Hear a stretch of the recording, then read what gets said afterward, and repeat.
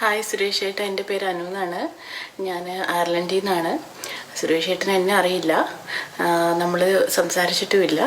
പക്ഷേ എൻ്റെ പപ്പയോട് സുരേഷ് ഏട്ടൻ സംസാരിച്ചിട്ടുണ്ട്. പപ്പയുടെ പേര് മാത്യു എന്നാണ്. പപ്പ 5 വർഷമായിട്ട് ക്യാൻസർ രോഗിയായിരുന്നു. അപ്പോൾ ട്രീറ്റ്മെൻറ്റുകൾക്കെല്ലാം ശേഷം 2020 ഓഗസ്റ്റിലാണ് പപ്പയുടെ പാലിയേറ്റീവ് കെയറിലേക്ക് ഇനി മാറണം, വേറെ ട്രീറ്റ്മെൻ്റ് ഒന്നും ഇനി അവൈലബിൾ അല്ല എന്ന് പറഞ്ഞു.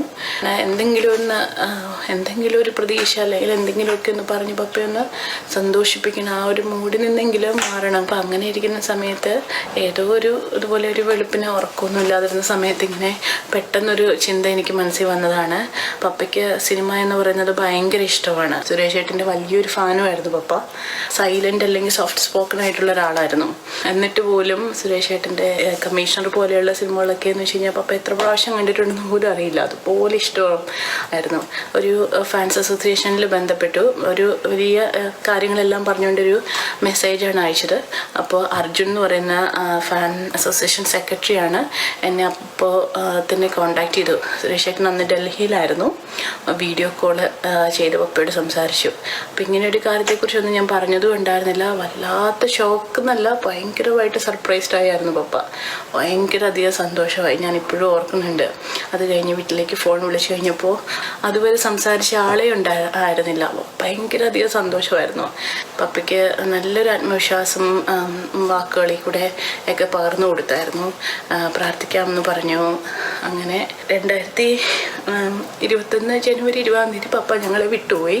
ഇങ്ങനൊരു ചെറിയ സന്തോഷം അല്ലേ പപ്പയ്ക്ക്, ഇങ്ങനെ ആ ഒരു സമയത്ത് ആ ഒരു ചെറിയൊരു സന്തോഷം പകർന്നു തരാൻ പറ്റിയതിൽ ഒത്തിരി നന്ദിയുണ്ട്, ഒത്തിരി നന്ദി.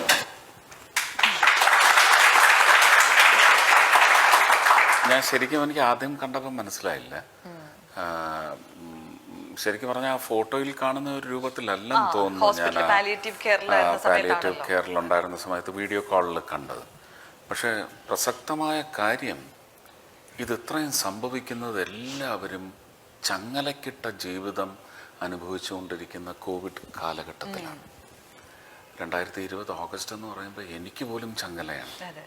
അങ്ങനെ ഒരു സമയത്താണ് വിളിച്ചിട്ട് ഒരു 4 വാക്ക് സംസാരിച്ചാൽ, അങ്ങനെ എത്രയോ പേരെ വിളിച്ച് സംസാരിച്ചിട്ടുണ്ട്.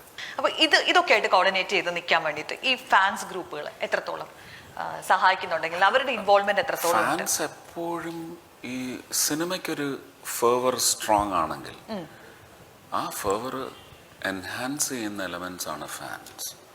പക്ഷെ ഞാൻ എപ്പോഴും വെറുക്കുന്നത് ഒരു ആളുടെ ഫാൻസിനിടയിലെ തന്നെ വിള്ളലുകൾ, മത്സരമാവാം, വിള്ളലുകൾ, മത്സരത്തിൽ തോൽക്കുന്നു എന്ന് കാണുമ്പോൾ അടിച്ചമർത്താനുള്ള ശ്രമം.